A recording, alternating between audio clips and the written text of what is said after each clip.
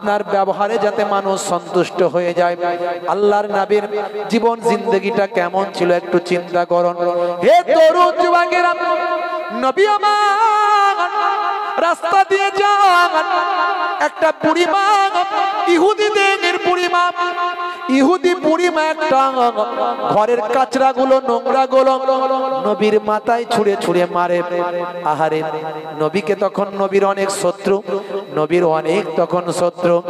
এই দিক থেকে গালমন্দ করে, ও দিক থেকে কটু কথা করে, ও দিক থেকে নিন্দা মন্দা করে, ও দিক থেকে ভাই আমার নবীর শরীরে কাচরা ছুঁড়ে ছুঁড়ে মারে। দয়ার নবী আমার শরীর থেকে কাচরা নোংরা গুলো ফেলে দিয়ে নবী আমার হেঁটে হেঁটে চলে যান। হে তরুণ যুবকেরা, হে আমার মুরব্বিয়ানেরা, কয়েকদিন যেতে না যেতে, কয়েকদিন যাবার পরে হে জওয়ান যুবকেরা, আল্লাহর নবী দেখলেন আজকে তো আর ওই ইহুদি বৃদ্ধা আমার উপর কাচরা ফেললো না, ওই ইহুদি বৃদ্ধা আমার উপর নোংরা মারলো না। আল্লাহর নবী চিন্তা করলেন নিশ্চয় এই মহিলা হয়তো অসুস্থ হয়ে গেছে বা কোনো সমস্যায় পড়েছে। দয়ার নবী চিন্তা করলেন, আহারে, ওই মহিলা যদি সত্যি অসুস্থ হয়ে থাকে তাহলে আমার দায়িত্ব তার একটু খোঁজ খবর নেওয়া, প্রয়োজনে তার ট্রিটমেন্টের ব্যবস্থা করা। কারণ আমাকে আল্লাহ রাহমাতুল লিল আলামিন করে এ দুনিয়ায় পাঠিয়েছেন। ওয়া মা আরসালনাকা ইল্লা রাহমাতাল লিল আলামিন। হে তরুণ যুবকেরা, আমি দয়ার নবী, আমি মায়ার নবী, সারা আলামের জন্য রাহমাতুল লিল আলামিন। আলামিনটা হলো বহু বচন, আলাম হচ্ছে এক বচন। এই পৃথিবীর মতো আরো অনেক পৃথিবী আছে। হে তরুণ যুবকেরা, বিজ্ঞান এখন মাত্র 2% আবিষ্কার করেছে। বিজ্ঞান আবিষ্কার করেছে কতগুলো গ্রহ আবিষ্কার করেছে বন্ধুরা আমার। বৃহস্পতি, মঙ্গল, শুক্র, ইউরেনাস, নেপচুন, প্লুটো, পৃথিবী, এইভাবে কতগুলো গ্রহ বিজ্ঞান আবিষ্কার করেছে। কিন্তু মিলিয়ন মিলিয়ন ট্রিলিয়ন ট্রিলিয়ন নক্ষত্র গ্রহ এখনো আবিষ্কার করতে বাকি আছে। তাই বিজ্ঞান বলেছে মাত্র 2% আমরা পৃথিবীর কুল কায়নাতের ভিতরে 2% আবিষ্কার করতে পেরেছি। হে তরুণ যুবকেরা, হে আমার বন্ধুরা, এর জন্য আমার আল্লাহ কোরআন মাজিদে ব্যবহার করলেন আলামিন শব্দ। আলাম মানে, আলাম মানে এই জগৎ, আলাম মানে এই পৃথিবী। এইরকম আলামিন বহু আছে, আলাম এরকম বহু আছে। সমস্ত আলামিনের মধ্যে, সমস্ত আলামিন গুলোর জন্য আমার নবীকে আমার আল্লাহ রহমত স্বরূপ পাঠিয়েছেন। হে তরুণ যুবকেরা, বুড়িমার কাছে নবী গেলেন, গিয়ে দেখেন বুড়িমা বিছানায় অসুস্থ। বুড়িমাকে বললেন, মা বুড়িমা, ও মা বুড়িমা, আপনি অসুস্থ মা, আমি মুহাম্মদ সাল্লাল্লাহু আলাইহি ওয়াসাল্লাম আপনাকে দেখার জন্য এলাম মা, আপনার কি প্রয়োজন বলুন। আমি মুহাম্মদ আরবি, মুহাম্মদ সাল্লাল্লাহু আলাইহি ওয়াসাল্লাম আপনার জন্য কি সেবা করতে পারি। বুড়িমা ঝরঝর করে কাঁদতে শুরু করলো, কেঁদে কেঁদে বললো, আরে মুহাম্মদ, তোমার বিরুদ্ধে আমি ভুল বুঝেছিলাম, তাই তোমার গায়েতে শরীরে প্রতিদিন কাচরা ছুঁড়ে ছুঁড়ে মারতাম। তোমাকে আমার দেশের মানুষেরা কত খারাপ মন্দ কথা বলে, বাজে কথা বলে, কিন্তু আমি দেখলাম তোমার মতো মানুষ হয়নি আর হবে না। আমি অসুস্থ হয়ে পড়ে আছি, কেউ আমার খোঁজ খবর নাইনি, কিন্তু তুমি আমার খোঁজ নেবার জন্য এসেছ। তোমার চরম শত্রুর কি সেবা করতে পারো বলছ। ও বাবা মুহাম্মদ, আমি বুঝতে পেরেছি বাবা, তুমি ছাড়া আর কে পয়গম্বর হতে পারে। পড়িয়ে দাও, পড়িয়ে দাও মহাবাণী মহাকালেমা। এই আখলাক কোথায়? আমরা সেই নবীর আখলাকের কথা বলি, আর স্টেজে বসে বসে এক বক্তা আর এক বক্তার বিরুদ্ধে নিন্দা মন্দ করছি। কথা ঠিক না ভুল? এক বক্তা এক আলেম আর এক আলেমের বিরুদ্ধে কটূক্তি করছি। একে তো সিলসিলা মাযহাব হানাফি, শাফি, মালিকি, হাম্বলি, তারপরে দেওবন্দি, আহলে হাদিস, লামাজহাবি, বেরলভি, ফুরফুরা, চরমনাই, এই সব তো আছে। যত দল আছে মনে রাখবেন, সব দলই মৌলিক বিষয়ে তারা হক জায়গাতে আছে, এক্সেপ্ট একটা আহলে খবিস নামক দল আছে, ওটা বাদ দিয়ে যারা সাহাবায়ে কেরামদের বেদাতি বলে, এই দলটা বাদ দিয়ে যত আহলে সুন্নাহ ওয়াল জামাতের যত দল আছে মৌলিক বিষয়ে তারা সব সঠিক জায়গায় আছে। পার্থক্যটা কি নিয়ে? সব ছোট ছোট আমল নিয়ে। এই আমল নিয়ে বিতর্কটা সাহাবাদের আমলেও ছিল। ইয়ামানের সাহাবী একভাবে রাফা আদাইন করতেন, অন্য জায়গার সাহাবী তিনি রাফা আদাইন করতেন না। ইমামে আজম আবু হানিফা হুজুরকে ইমাম আউজাই বলছে, আচ্ছা ভাই ইমাম আবু হানিফা, নোমান বিন সাবিত, আপনি একবার মাত্র রাফা আদাইন করেন, একবার। এই যে আমরা হাত তুলে একবার বাঁধি হাতটাকে, আল্লাহু আকবার, এই যে একবার, রাফা মানে উঠানো, রাফা মানে কি? উঠানো। ইয়াদুন মানে হাত, ইয়াদ ইয়াদাইনে, ভাই আমার রাফা দাইন, ইয়াদুন মানে হাত, তো আমি হাত যে উঠাই একবার। আর অন্য মাযহাবের এমন এক মাযহাব আছে যারা বারবার উঠায়। তো ইমাম আউজাই বারবার হাত ওঠানোর দলের মানুষ, তিনি একজন ইমাম, তিনি একজন বড় আলেম। তো তিনি জিজ্ঞাসা করছেন ইমামে আজম আবু হানিফা, যাকে ইমামে আজম বলা হয়, সারা আজমের ইমাম বলা হয়, যত ইমাম এসেছে সবার ওস্তাদ। তো সেই ইমামে আজম আবু হানিফাকে বলছে, আচ্ছা বলুন তো, আপনি একবার হাত ওঠান আর আমরা বারবার হাত ওঠাই, আমরাও তো হাদিসে পেয়েছি, তো আপনি এক হাতটা একবার কেন ওঠান? বলে শুনুন, আপনারা কার কাছ থেকে হাদিসটা নিয়েছেন? ইমামে আজম আবু হানিফা বলছেন, আচ্ছা ইমাম আউজাই, আপনারা কার কাছ থেকে হাদিসটা পেয়েছেন? বলছে আমরা পেয়েছি ইবনে ওমর থেকে। আমরা পেয়েছি ইবনে ওমর থেকে। আপনি কার কাছ থেকে পেয়েছেন? ইমামে আজম আবু হানিফা বলছেন, আমি পেয়েছি ইবনে মাসউদ থেকে, আমি পেয়েছি ইবনে মাসউদ থেকে। ইমামে আজম আবু হানিফা বলছেন, আচ্ছা ভাই আউজাই, আপনি বলুন তো, এই ইবনে ওমর আর ইবনে মাসউদ, ইনাদের দুজনের মধ্যে কে সবচেয়ে বড় ফাকিহ ছিলেন? কে সবচেয়ে বড় ফাকিহ ছিলেন? ইমাম আউজাই মানতে বাধ্য হলেন যে ইবনে মাসউদ ছিলেন সবচেয়ে বড় ফাকিহ। জোরে বলুন, জোরে হবে না? তখন ইমামে আজম আবু হানিফা বললেন, যদি ইবনে মাসউদ বড় ফাকিহ হন, আমরা তার কাছ থেকে হাদিসটা নিয়ে সেটা আমল করছি, আর আপনি ইবনে ওমর থেকে নিয়েছেন, আমল করছেন, তো আপনি আপনারটা করুন, আমি আমারটা করি। তাদের মধ্যে দ্বন্দ্ব ছিল না, একে অপরকে কাফের, বিদআতি, মুশরিক, গালমন্দ করা, কটূক্তি করা ছিল না। এখন যারা করে, খুব ভয়ঙ্কর ব্যাপার, দেওয়ালে পিঠ ঠেকে গেছে, দেওয়ালে পিঠ ঠেকে গেছে। স্টেজে বসে বসে এক বক্তার বিরুদ্ধে খুব গালমন্দ করছো, তো বেলা হোক বুঝবে ঠেলা, বেলা হোক বুঝবে ঠেলা। রাগ করবেন না, আমি কাউকে আঘাত করার জন্য বলছি না, বড় দুঃখ নিয়ে কথাগুলো বলছি। হ্যাঁ, গুজরাটে সালমান আজহারি, তাকে অ্যারেস্ট করা হয়েছে কয়েকদিন আগে, আপনারা দেখেছেন। সে কি বলেছিল? সারা বিশ্বে যা চলছে, সারা ভারতবর্ষে যা চলছে, রাজনৈতিক প্রেক্ষাপট যে জায়গায় গিয়ে দাঁড়িয়েছে, তিনি বলেছিলেন কারবালা কা ময়দান আভি বাকি হ্যায়, কারবালা কা ময়দান আভি বাকি হ্যায়। তিনি বলেছিলেন, বন্ধুরা আমার, তিনি একটা কবিতা বলেছিলেন, শের বলেছিলেন, যার দ্বারায় বলেছিলেন, কুত্তে কা দৌর হ্যায় হাম খামোশ হ্যায়, কুত্তে কা দৌর হ্যায় हम भी दौड़ेंगे, हम भी दौड़ेंगे। তিনি এই জাতীয় একটা কবিতা বলেছিলেন। তিনি বলেছিলেন, যা চলছে ভাই আমার, এই রকম তিনি একটা কথা বলেছিলেন, বক্তব্য দিয়েছিলেন বর্তমান প্রেক্ষাপটকে সামনে রেখে। কিন্তু কিছু কুচক্রীদের ভালো লাগেনি, তাকে অ্যারেস্ট করেছে। বন্ধুরা আমার, তরুণ যুবকেরা আমার, কিছু কুচক্রীরা তার বিরুদ্ধে কমপ্লেন করেছে। তিনি দেশের বিরুদ্ধে কথা বলেননি, প্রশাসনের বিরুদ্ধে কথা বলেননি, রাজনীতির বিরুদ্ধেও কথা বলেননি। আজকে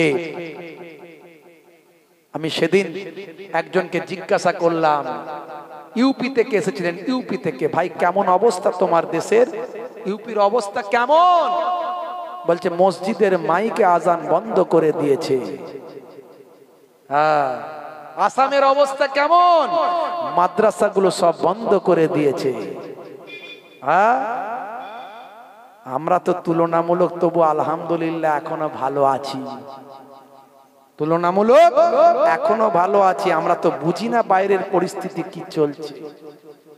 আর আমরা কি করছি? শুধু স্টেজে উঠে শুধু এ খারাপ ও খারাপ, এক বক্তা আর এক বক্তার বিরুদ্ধে, এক মাওলানা আর এক মাওলানার বিরুদ্ধে যদি এই করি, সমাজের মানুষের কি অবস্থা হবে?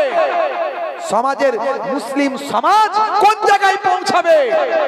তারা তো আমি রাতের বেলা বলে দিয়ে যাব এক বক্তা আর এক বক্তার বিরুদ্ধে, তারা সকালবেলা চায়ের দোকানে ঝগড়া করবে ওটাকে নিয়ে। কথা ঠিক না ভুল? এর দলে কিছু জন, ওর দলে কিছু জন। আজকে যারা এগুলো করছে, মনে রাখবেন এদের থেকে দূরে থাকতে হবে আমাদের। আমরা তাই এই বক্তা আলেমদেরকে নিয়ে একটা সংগঠন করেছি, আপনারা জানেন কি জানি না, লেকচারার্স অ্যাসোসিয়েশন অফ বেঙ্গল। আমরা এইগুলোকে বন্ধ করার জন্য ঐক্যবদ্ধ হয়েছি। আমরা বাংলার মানুষদের ভরসা দেওয়ার জন্য একত্রিত হয়েছি, যে বাংলার আলেমরা আজকে একত্রিত হয়ে দেশের দোষের সেবা করবে, মানুষের পাশে থাকবে। তারা বিভ্রান্তমূলক কথা বলবে না, যার দ্বারা সমাজে বিভ্রান্ত ছড়াবে। তারা সমাজের বুকে মানুষকে ঐক্যবদ্ধ করবে। তারা শিক্ষার উপরে জোর দেবে, এডুকেশনকে সামনের দিকে এগিয়ে নিয়ে যাবে।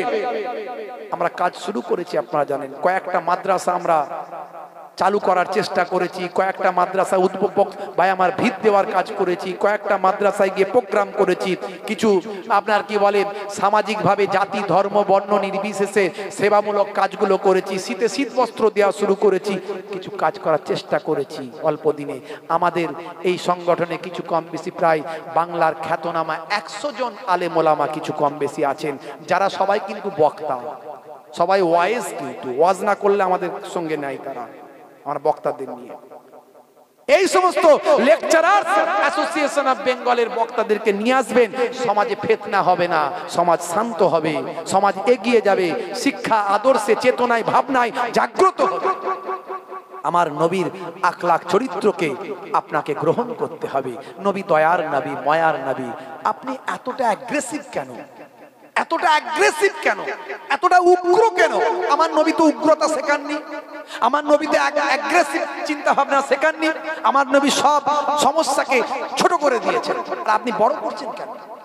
আপনি আলেম হয়ে, মাওলানা হয়ে, বক্তা হয়ে, হাজি হয়ে, মুফতি হয়ে, মুবাল্লিগ হয়ে, পীর সাহেব হয়ে, পীরজাদা হয়ে, হায় হায় হায় হায়। হে তরুণ যুবকেরা, হে আমার বন্ধুরা, শুনে রেখে দিন বাবা, জেনে রেখে দেন। খুবই সংক্ষেপ করে বলবো, আল্লাহর নবীর চরিত্রটা কেমন ছিল, নবী আমার কি আখলাকের অধিকারী, নবী কেমন আমার মধ্যে। আপনাকে আল্লাহ বলেছেন, লাকাদ কানা লাকুম ফি রাসূলিল্লাহি উসওয়াতুন হাসানাহ। হে দুনিয়ার মানুষ, শুনে রেখে দাও, তোমাদের জন্য তোমাদের নবীর মধ্যে আছে উত্তম আদর্শ। দয়ার নবীর আদর্শটা গ্রহণ করো, বান্দা তুমি ধন্য হবে, পৃথিবীর মানুষ তোমাকে স্যালুট করবে। হে তরুণ যুবকেরা, হে আমার বন্ধুরা, শুনে রেখে দিন বাবা, মেসুত ওয়াজিলের নাম শুনেছেন বাবা? পৃথিবী বিখ্যাত একজন ফুটবলার ছিলেন বাবা, জার্মানির মিডফিল্ডার। জার্মানির মিডফিল্ডার 2010 সালে গোল্ডেন বুট অ্যাওয়ার্ড তিনি পেয়েছিলেন বাবা। ভাইরা আমার, মাঠে তিনি ফুটবল খেলছেন, কোনো একজন তার দিকে ভাই আমার হিংসাবশত বা বিদ্বেষবশত বা বিপক্ষ টিমের হওয়ার কারণে ভাই আমার তার দিকে লক্ষ্য করে, হয়তো তিনি ভালো খেলছেন তার জন্য রুটির টুকরো ছড়েছিল, আপনারা দেখেছিলেন, ইন্টারনেটে ভাইরাল হয়েছিল। আজও ইউটিউবে গিয়ে সার্চ করলে আপনি পাবেন। সেই রুটির টুকরোটা যখন তার শরীরে এসে লাগেনি, কিন্তু তার সামনে এসে বলল, তিনি দেখতে পেয়েছেন দর্শক আসন থেকে তার দিকে একটা রুটির টুকরো ছোড়া হয়েছে। তিনি তখন শিক্ষা দেওয়ার জন্য কোটি কোটি মানুষের উদ্দেশ্যে ইসলামের বার্তাটা পৌঁছে দেওয়ার একটা সুন্দর মোক্ষম সুযোগ পেলেন। সুযোগটাকে কাজে লাগালেন, ওই রুটির টুকরোটা নিলেন, হাতে করে তুললেন, তার দিকে ক্যামেরা গেল, তিনি চুমু খেলেন। ভাই আমার, চুমু খেলে আর চুমু খাওয়ার উদ্দেশ্য হলো, রুটির টুকরোটা হলো আল্লাহ আর দেওয়া অবদান। রুটি হলো মানুষের আহার, মানুষের ক্ষুধা নিবারণকারী একটা উপকরণ। এটা আল্লাহর দেওয়া দান, আল্লাহর সৃষ্টি। এটাকে সম্মান করলেন, সম্মান করে হাতে করে রুটির টুকরোটা নিয়ে গিয়ে একটা গ্রাউন্ডে মাঠের কোণেতে তিনি সম্মানের সঙ্গে রেখে দিলেন। এর দ্বারাই তিনি বুঝিয়ে দিলেন বিশ্বের মানুষকে, খাদ্যকে কখনো অপচয় করো না, কোনো জিনিসকে কখনো অপচয় করো না। আল্লাহর কোরআন বলে দিয়েছে, ইন্নাল মুবাজ্জিরিনা কানু ইখওয়ানিন শায়াতিন। অপচয় খরচাকারী, নষ্টকারী, অপচয় কোনো জিনিস নষ্টকারী, সে হলো শয়তানের ভাই। ইসলামের সৌন্দর্যকে মানুষের কাছে পৌঁছান, একটা সুযোগ পাবেন, একটা সুযোগকে কাজে লাগান। চায়ের দোকানে বসে আছেন, কথায় আলোচনা করতে করতে একটা ধর্মীয় ব্যাপার উঠে এসেছে, তার মধ্যে আপনি ইসলামের একটা নবীর সুন্নতের কথা, সুন্দর একটা চরিত্রের কথা মানুষের কাছে পৌঁছে দিন। লোকে বলবে, হ্যাঁ বাপরে তুই জানিস বাবু, হ্যাঁ দারুণ কথা বললি, নবীর আখলাক, হিন্দু হোক আর খ্রিস্টান হোক, জৈন হোক, স্যালুট ঠুকে দিয়ে চলে যাবে। আর আপনি সেখানে কি করছেন? অমুক হুজুর এই করেছে, সেই হুজুর ওই করেছে, অমুক মাওলানা ওই বলেছে। আপনি লড়াই লেগে গেছেন। আমার পাশে একটা হিন্দু ভাই এসে চা খেতে খেতে, ইসলাম মৌলবীরা কি করছে রে, এরা ঝগড়া করছে কেন চায়ের দোকানে বসে? রাগ করবেন না, কথাটা আমার কেমন লাগছে আপনাদের জানি না। হে তরুণ যুবকেরা, আল্লাহর নবীকে মক্কার মানুষেরা ভালোবাসতো। একটা কারণে মক্কার মানুষ শত্রু হয়েছিল, সেটা হলো আমার আপনার নবী যখন সাফা পাহাড়ের পাদদেশে উঠে গিয়ে যখন বলেছিলেন, আল্লাহর নির্দেশে প্রকাশ্যভাবে যখন দিন পৌঁছে দিয়েছিলেন, 40 বছর বয়সে যখন নবুয়ত প্রাপ্ত হয়েছিলেন। হে তরুণ যুবকেরা, হে আমার মুরব্বিয়ানেরা, 610 খ্রিস্টাব্দে আল্লাহর নবীর কাছে আমার আল্লাহ যখন ওহী দিয়ে জানিয়ে দিলেন, হে বাবা মুহাম্মদ সাল্লাল্লাহু আলাইহি ওয়াসাল্লাম, হে আখিরি জামানার পয়গম্বর, আপনি প্রকাশ্যভাবে মানুষের কাছে দিন পৌঁছে দেন। দয়ার নবী আমার সাফা পাহাড়ের পাদদেশে উঠে গিয়ে মক্কার মানুষদের বললেন, হে মক্কার মানুষেরা, আজ থেকে তোমাদের কাছে আমি প্রকাশ্যভাবে আল্লাহ ওয়াহাদানিয়াতের কথা প্রচার করি। আজ থেকে তোমাদের উচিত কালেমা পড়ে ঈমান কবুল করা। তোমরা এক আল্লাহর ইবাদত করো আর তার সঙ্গে শরীক করো না। মাইয়ুশরিক বিল্লাহি ফাকাদ হারামাল্লাহু আলাইহিল জান্নাত। যে বান্দা শিরক করে, আল্লাহর সঙ্গে কাউকে অংশী করে, তাকে আমার আল্লাহ জান্নাত তার জন্য হারাম করে দেন। আমি হলাম আখিরি জামানার পয়গম্বর, জগতের শেষ নবী। শাহাদাতু আল্লা ইলাহা ইল্লাল্লাহ ওয়া আন্না মুহাম্মাদার রাসূলুল্লাহ। তোমরা সাক্ষী দাও আল্লাহ ছাড়া কোনো উপাস্য নাই, মাবুদ নাই, আর আমি হলাম আখিরি জামানার পয়গম্বর। দয়ার নবী গো, আমার ময়ার নবী গো, সব ছাড়িব কিন্তু তোমায় ছাড়তে পারি না। জোরে হবে না? আমার উপর রাগ করছেন নাকি? আমি বিভাজনের কথা বলছি, মাওলানা মারপিটের কথা বলছি? তাহলে মুসল্লি মারপিটের কথা বলছি? আমি जोड़ने की बात कर रहा हूं, मैं जोड़ने का बात कर रहा हूं, तोड़ने का नहीं। इस्लाम जोड़ने का बात करता है, तोड़ने का नहीं। इस्लाम ISLAM, Islam, I for I, S for soul, L for love, A for world, M for mankind, I should love all mankind। অর্থাৎ আমার উচিত সারা বিশ্বের মানুষকে ভালোবাসা। इस्लाम अंधे को रास्ता दिखाने का नाम है इस्लाम, भूखे को खाना खिलाने का नाम है इस्लाम, प्यासे को पानी पिलाने का नाम है इस्लाम, अमानत का नाम है इस्लाम, इबादत का नाम है इस्लाम, और मोहब्बत का नाम है इस्लाम। জোরে হবে না? বন্ধুরা আমার, তরুণ যুবকেরা আমার, দয়ার নবীকে তারা অত্যাচার শুরু করে দিল। কারণ একটাই কারণ, আমার নবী এক আল্লাহকে মানতে বলেছে, আর তিনি যে নবী প্রচার করেছে। এতদিন পর্যন্ত আরবের মানুষেরা আমার নবীকে পৃথিবীর শ্রেষ্ঠ মানুষ মনে করত, পৃথিবীর শ্রেষ্ঠ মানুষ মনে করত। এখন নবীর সবাই শত্রু হয়ে গেল, মেরে ফেলতে চায়। অনেক ঘটনা, হিজরতের ঘটনা আমি বলবো না। আমার নবীকে বাধ্য হয়ে মক্কা ছেড়ে মদিনায় যেতে হয়েছিল, মক্কা ছেড়ে মদিনায় যেতে হয়েছিল। সালটা কত? 622 খ্রিস্টাব্দ। হে তরুণ যুবকেরা, হে আমার বন্ধুরা, শুনে রেখে দিন বাবা, জেনে রেখে দেন। আপনাদের জানা আছে দয়ার নবী আমার নিজের ঘরেতে, নিজের জায়গাতে আল্লাহর হুকুমে হযরতে আলী মুর্তজাকে বিছানায় শুতে বললেন, বাবা আলী তুমি শুয়ে যাও বাবা। আর সকাল হয়ে গেলে মক্কার মানুষেরা আমাকে বিশ্বাস করে অনেক আমানত রেখেছে, এই আমানতগুলো তাদের ফেরত দেবে, আমানতের খেয়ানত যেন না হয়ে যায়। আমি নবী রাহমাতুল লিল আলামিন দুনিয়ার জমিনে এসেছি কারো আমানতের খেয়ানত করার জন্য নয়। তারা আমাকে বিশ্বাস করতো, ভালোবাসতো, আজও তারা ভালোবাসে, কিন্তু একটা কারণে তাদের সঙ্গে আমার শত্রুতা। তারা 360টা খোদাকে মানে, আমি এক খোদাকে মানি। আমি জোর করে কাউকে এক খোদা মানতে বলিনি, কিন্তু আমি এক খোদার প্রচার করেছি। যাদের ভালো লেগেছে তারা আমার এক খোদাকে মেনেছে, আমাকে নবী বলে মেনেছে, কিন্তু তাদের সেটা ভালো লাগেনি। তারা আমার জবান বন্ধ করার জন্য অনেক প্রলোভন দিয়েছে। তারা আমাকে সুন্দরী নারী দেবে বলেছে, আমাকে সম্পদশালী বানাবে বলেছে। আমি বলেছি, ও আমার আরবের চাচা জানেরা, ও আমার আত্মীয় স্বজনেরা, শুনে রেখে দেন, জেনে রেখে দেন, যদি আমার একটা হাতে যদি সূর্যকে দিয়ে দেন আর একটা হাতে চন্দ্রকে দিয়ে দেন, তবুও আমি আমার আল্লাহর ওয়াহাদানিয়াতের কথা বলা থেকে পিছপা হব না। আমি জোর করে তাদেরকে আমার ধর্ম পালন করতে বলি। লা ইকরাহা ফিদ্দীন, ধর্মে কোনো জবরদস্তি নাই, জোর করে ধর্ম পালন হয় না। ধর্মটা হচ্ছে ভালোবাসার জিনিস। যারা মনে করে জোর করে ধর্ম পালন করিয়ে দেবে, দেখছেন না? হ্যাঁ, সেদিন একজন মাওলানাকে মেরে মুখ ফুক ফাটিয়ে দিয়েছে, ইন্টারনেটে ভিডিও ভাইরাল। তাকে বলেছে বল জয় শ্রীরাম, বল জয় শ্রীরাম। সে বলেনি, মাওলানা মানুষ মাদ্রাসায় পড়িয়ে ফিরছিল, তাকে ধরেছে। সে বলেনি, মুখ ফুক মেরে ফাটিয়ে দিয়েছে, টানতে টানতে থানায় নিয়ে চলে গেছে।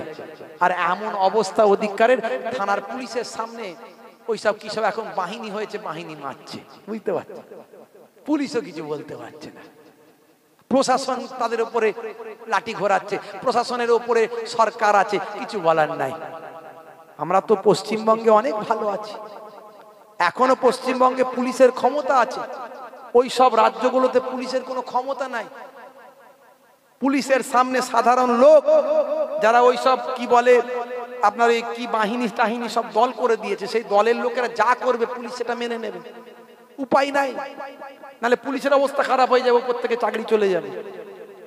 আমার দেশে তো তবু পুলিশকে লোকে ভয় খায়, এখনো সেখানে কিছু কেমন ভালো মানুষ আছে। আমার রাজ্যে তুলনামূলক অনেক ভালো। সেই দেশের অবস্থা ভাইরাল হয়েছে, দেখবেন। এর আগে ভাই আমার ওই যে কি বলে নিম্ন সম্প্রদায় আর উচ্চ সম্প্রদায় আছে না বাবা, এই যে শূদ্র ক্ষত্রিয় আরো সব কি সব দল আছে আমার অমুসলিম ভাইদের মধ্যে। নিচু সম্প্রদায়ের যারা লোক, এই মাঝে মাঝে আমরা ইউপি মহারাষ্ট্রে আমরা পেপারে পত্রিকায় পড়ছি, হ্যাঁ গোপ রেখেছে বলে। গোপ রাখা যাবে না। তুই কেন গোপ রাখবি? ছোট লোকের ছেলে, মার বেটাকে মার, দুমদা রাখা, ওইসব বাহিনী সব রাখা আছে, বুঝতে পারছেন? হ্যাঁ, ঠেলার নাম বাবাজি। একদিন এমন হবে না, বুঝতে পারবে তখন। আজকে বলছে খুব ভালো হচ্ছে, চাচাদের দিচ্ছে তো। হ্যাঁ, চাচাদের দিতে দিতে যখন অভ্যাস হয়ে যাবে, স্যাকরা পরের সোনা চুরি করতে করতে ঘরে মায়ের সোনা চুরি করবে। কথা ঠিক না ভুল? সে সময় আসবে, খালি সবর করো, খালি দেখে যাও, সবর করো। ইন্নাল্লাহা মা সাবিরিন, আল্লাহ বলছেন সবর করো। আর যখন স্রোতটা আসবে, স্রোতে গাটাকে ভাসিয়ে দাও। বুদ্ধিমানের কাজ করো, স্রোতের বিরুদ্ধে গেলে পারবে না, উড়ে চলে যাবে। স্রোতের বিরুদ্ধে গেলে তুমি তো খড়কুটি, উড়ে চলে যাবে, অস্তিত্ব থাকবে না। কোরআন বলে দিচ্ছে হিকমা, কোরআন বলে দিচ্ছে কি হিকমা, উদউ ইলা সাবিল রাব্বিকা বিল হিকমাতি ওয়াল মাউইজাতিল হাসানা।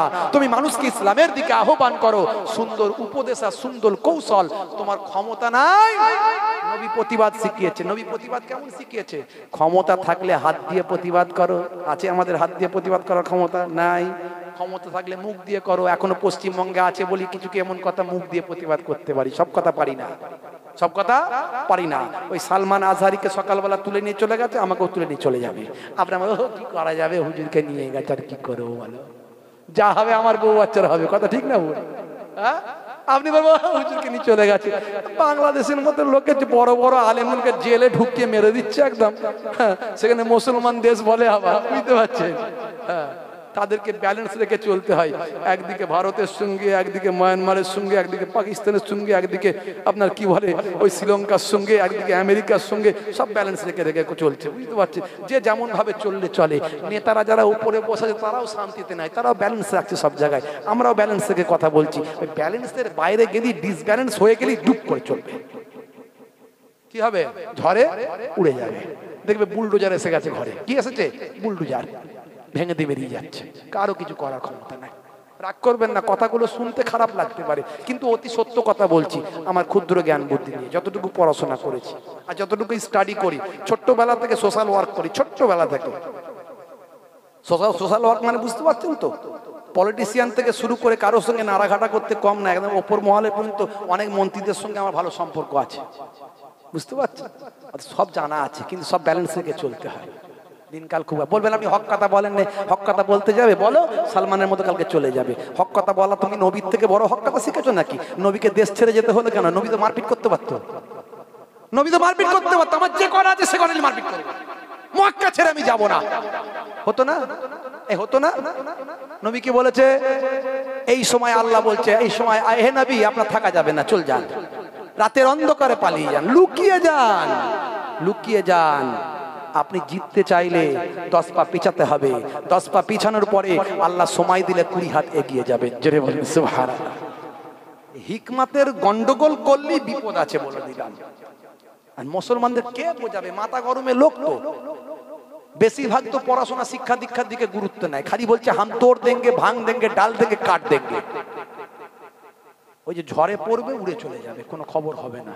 রাগ করবেন না বাপ, একটু শান্ত হন, ভদ্র হন, একটু পড়াশোনার দিকে মন দিন, একটু খোঁজ খবর রাখুন, স্টাডি করুন, পিক পয়েন্টের দিকে লক্ষ্য রাখুন, পিক টাইমের দিকে লক্ষ্য রাখুন, কোন টাইমে কি করতে হবে সেই টাইমটার দিকে ইন্তজার করুন, অপেক্ষা করুন, সময় আসলে সব হবে ইনশাআল্লাহ। আল্লাহ চাইলে আবার তুমি তোমার শক্তি ফিরে পাবে।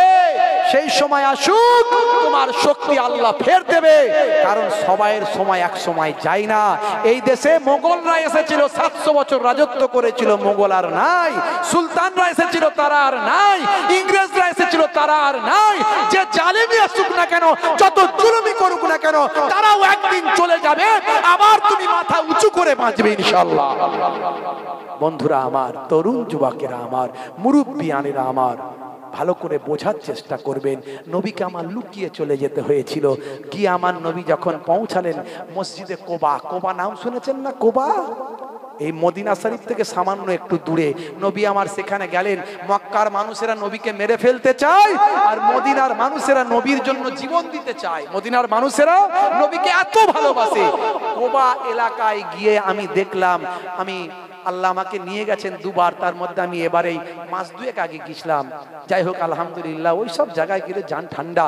তো আহা, নবীর দেশ, নবীর দেশ, কিন্তু কি বলবো, নবীর দেশে সরকার যেটা আছে আমেরিকার আঙুল ইশারায় চলে। তারা যেমন ভাবে চালাচ্ছে তেমন চলে। তাহলে বুঝতে পারছেন কি অবস্থা হবে। সেখানে নাইট ক্লাব করেছে, সেখানে হালাল বার করেছে, হালাল বার। বারবার হালাল হয় বাঘের কালে শুনিনি, ওখানে গিয়ে শুনেলাম হুজুর হালাল বার হয়েছে। আর আমার দেশের কিছু লোক বলে মক্কায় এটা নয়, আরবে এটা নয়। আর আরবি বললি মনে করি বিরাট পণ্ডিত। হ্যাঁ, আমেরিকায় যারা ল্যাটিন পরিষ্কার করে, টয়লেট পরিষ্কার করে, তারাও ইংরেজিতে কথা বলে, বিরাট পণ্ডিত নাকি? জিজ্ঞাসা করবেন তো আর্টিকেল প্রিপোজিশন কোনটা। আর্টিকেলটা কোথায় বসে, প্রিপোজিশনটা কোথায় বসে, অ্যামিজারের কাজ কি জিজ্ঞাসা করবে। আর এদের যারা এই বড় বড় ফতোয়া দেয়, এবার গিয়ে ফতোয়া শুনছিলাম, আমি তো ইবাদত করতে গেছি, ঝগড়া করতে যাইনি, আমি গারে সুরে গিয়ে 2 রাকাত নামাজ পড়বো বলে লাইন দিয়েছি, খালি বলছে হাজা বেদাত, হাজা বেদাত, লা সালাত হেনা, লা সালাত হেনা। ওরে বাপ রে বাপ, কত বড় ফতোয়া! তাকিয়ে দেখছি সুইপারের কাজ করে, ঝাড়ু দেয়, ওখানে ভিড় লেগে গেছে, তাই ভিড় কমানোর জন্য ওদেরকে বলতে ফতোয়া দিচ্ছে ওরা, মানে ফতোয়া সব জায়গায় চালায়। এমনি বলতে পারে বাবু ভিড় করো না, লাইন দাও, কিংবা সবাই নামাজ পড়তে যেও না, একটু এ করো, দেখো, ঠান্ডা মেজাজে একটা ফতোয়া, হাজা হারাম, হাজা বেদাত। বুঝতে পারছো? আমি যদি বলতাম যে বেদাতের সংজ্ঞাটা দাও তো দেখি, বেদাত মানে কি, what do you mean by বেদাত, বেদাত মানেটা কি, ইউ টেল মি, বেদাত কি জিনিস তুমি আমাকে বলো, তখনই তো অবস্থা খারাপ। হ্যাঁ, এটা মূল মাদ্দাটা কি, বাদা, মূল মাসদারটা কি, মাদ্দাটা কি, এর ইনভেনশনটা কোথা থেকে হয়েছে, এর মৌলিকতাটা কি, জিজ্ঞাসা করলেই তো বলতে পারবে না। হ্যাঁ, কিন্তু বড় বড় ফতোয়া, ওই যে আরবে থেকে কিছুদিন 2-4 বছর 10 বছর থাকলে ওদের গোদা বাংলায় কিছু, গোদা গোদা আরবিতে কিছু আরবি বলে, এমন আরবি বলবে বইয়ের সঙ্গে মিলবে না, চলিত আরবি। মনে করুন মুর্শিদাবাদের ভাষা যখন বলে এখানে এসে, মুই দেখাই দেখো কি বললো রে ভাই, বাংলা বললো না হিন্দি বললো, ওরা ওই রকম আরবি শিখেছে কিছু। আপনি আশরাবো মানে আশরাবুল মা, সারিফ তো মুইয়া, সারিফ তো মুইয়া বলে, সারিফ তো মুইয়া মানে পানি পান করবো, পানি পান করবো। আমরা মাউন বলে মানে পানি বলি, মুইয়া বলে পানি বলে, মুইয়া আসলে মাউনটাকে মুইয়া করে দিয়েছে চলিত ভাষায় গিয়ে। তো এই রকম কথাবার্তা ওরা বলে, আর মনে মনে নিজেদেরকে বলে বিরাট বড় আমরা পণ্ডিত হয়েছি রে, আরবিতে ভাষা বলি, বাংলায় গিয়ে কাঁপিয়ে দিচ্ছে, এখানে এসে বিরাট শিখেছি, আরবে এটা নাই, আরবে ওটা নাই। ওরে মনে রাখবি বোকা, আরবে আমাদের দলিল নয়, আমাদের দলিল হলো কোরআন আর নবীর হাদিস। যেটা চলবে চলবে না, সেটা কোরআন আর হাদিস থেকে প্রমাণ করতে হবে। যদি ডাইরেক্ট কোরআন আর হাদিসে না পারো, তাহলে ইজমা আর কিয়াস থেকে বলতে হবে। এই 4টে হলো ইসলামের দলিল। হে তরুণ যুবকেরা, আল্লাহর নবী মদিনা শরীফে যাওয়ার আগে কোবা বলে জায়গা, সেখানে গিয়ে কোবার সরদারের, ভাই আমার দোস্ত আমার, কোবার সরদারের তিনি আতিথেয়তা গ্রহণ করলেন, সরদার নবীকে আপ্যায়ন করলেন। দয়ার নবী সেখানে কয়েকদিন থাকলেন। নবী আমার বললেন এখানে একটা আল্লাহর হুকুমে মসজিদ তৈরি করতে চাই। সেই সময় সরদার নবীকেও হুকুম, ভাই আমার সরদার নবীকে উপহার দিলেন নিজের জায়গা, সরদারের জায়গাতে নবী আমার একটা মসজিদ তৈরি করলেন। সেই মসজিদটা সেখানে সাদা সাদা, ভাই আমার সাদা মিনার, সাদা গম্বুজের মসজিদ, সাদা মিনার, সাদা গম্বুজের মসজিদ, স্পেশাল পাথর দিয়ে আল্লাহ আজকে বানিয়ে দিয়েছেন। বিশাল বড় মসজিদটা আছে, ওই মসজিদটার নাম হলো মসজিদে কোবা। হে তরুণ যুবকেরা, আল্লাহর নবীর সাহাবারা মদিনা শরীফে যখন থাকলেন, তাদের মাঝে মাঝে ইচ্ছা হতো আহারে আল্লাহর বাইতুল্লাহটা একবার তওয়াফ করবাম, কাবা ঘরটায় গিয়ে একবার তওয়াফ করবাম। নবী আমার যখন হিজরত করেছিলেন, কাবা শরীফের ধারে গিয়ে কেঁদেছিলেন, কেঁদে কেঁদে বলেছিলেন হে কাবা, তোমার কাছে আমার বড় থাকার ইচ্ছা ছিল, তোমার দেশ আমার বড় প্রিয়, তোমার দেশ আমার আল্লাহর বড় প্রিয়, তোমার কাছে আমি থাকতে চাইতাম, কিন্তু তোমার দেশের মানুষেরা আমাকে থাকতে দিল না।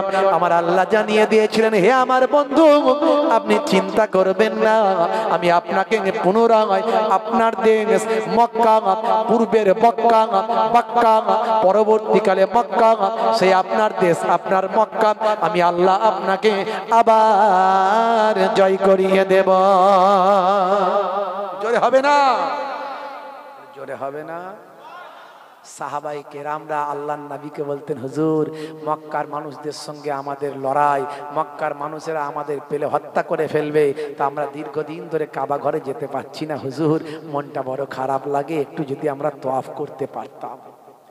হে তরুণ যুবকেরা, মসজিদে কোবার গেটেতে হাদিসটা লেখা আছে, আল্লাহর নবী সেই সময় বলেছিলেন যারা মসজিদে কুবা এসে 2 রাকাত নামাজ পড়বে, 2 রাকাত নফল নামাজ পড়বে, হে আমার সাহাবীরা শুনে রেখে দাও, হে আমার সাহাবারা অনুসারী অনুকারীরা শুনে রেখে দাও, হে দুনিয়ার উম্মত উম্মতিরা জেনে রেখে দাও, যে বান্দা মসজিদে কুবাতে 2 রাকাত নফল নামাজ পড়বে, বড় নিয়ত করে আশা করে 2 রাকাত নফল নামাজ পড়বে, আমার আল্লাহ ওই বান্দার নামাজ আমলে একটা কবুল করা উমরা হজের সওয়াব লিখে দেবেন। আজকে ওই হাদিসটা মসজিদে কুবা গেটেতে লেখা আছে। নবী আমার মদিনা শরীফে চলে গেলেন, মদিনার মানুষেরা দিনের দিন সব হেদায়েত হতে লাগলো, উম্মত বাড়তে লাগলো, সাহাবা বাড়তে লাগলো। 8টা বছর কেটে গেল, 8 বছর।